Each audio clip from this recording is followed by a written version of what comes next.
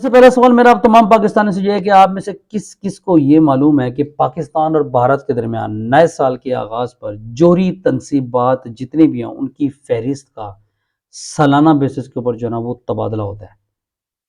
شاید 0.001% پاکستانیوں کا۔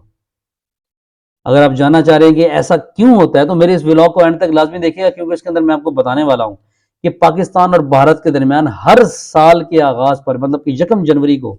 جوہری تنصیبات کی فہرستوں کا جو تبادلہ ہے وہ کیوں ہوتا ہے؟ پاکستان اور بھارت نے جوہری تنصیبات کے خلاف حملوں کی ممانعت کے معاہدے پر 1988 میں جو ہے نا وہ دستخط کیے تھے،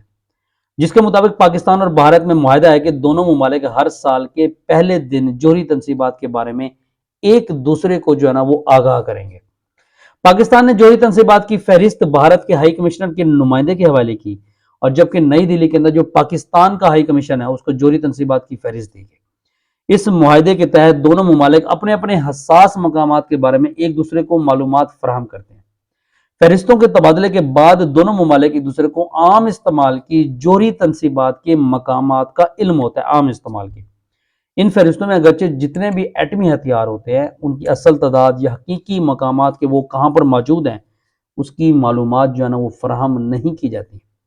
البتہ اس فہرست کی مدد سے جو نو فلائی زون ایریاز ہیں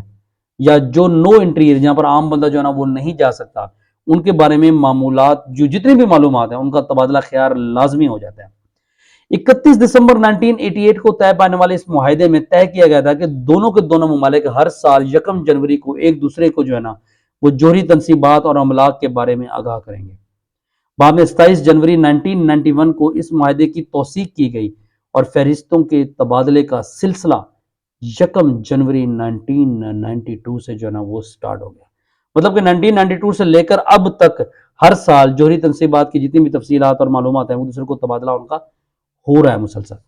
اب بھارت نے پہلی بار جوہری تجربے کے لیے دھماکے 1974 میں کیے، اور اس کے بعد دونوں پڑوسی ممالک نے 1998 میں تجربے کیے تھے، جس میں پاکستان نے پہلی بار جوہری طاقت ہونے کا جو ہے نا وہ اعلان کیا تھا۔ اس کے علاوہ زلزلہ اور کسی اور ایسی حادثہ پر جہاں پہ جوہری تباہ کاری کے اخراج سے متاثر ہونے کے اندیشے والے علاقوں کی نشاندہی بھی یہاں پر کی جاتی ہے، تاکہ دونوں ممالک ایک دوسرے کو کسی حادثہ کی صورت میں جو ہے نا وہ محفوظ رہ سکیں۔ یہ معاہدہ عالمی قوانین کے مطابق ہے، اور ماضی کے اندر اگر آپ دیکھتے ہیں تو امریکہ اور جو رشیا ہے ان کے درمیان بھی ایسا معاہدہ موجود تھا۔ اس معاہدے کی موجودگی کی وجہ دونوں ملک ایک دوسرے کے حساس علاقوں پر جانے سے مکمل طور پر گریز کرتے ہیں، کیونکہ ایسا ہونے کی صورت میں چاہے کوئی مسافر طیارہ ہی کیوں نہ ہو، اس ملک کو اسے مار گرانے کا مکمل حق اختیار حاصل ہوتا ہے۔ ایسی فہرست کی صورت میں دونوں ممالک احتیاط کرتے ہیں اور حادثاتی طور پر بھی کوئی بڑا ثانیہ ہونے سے بچا جا سکتا ہے۔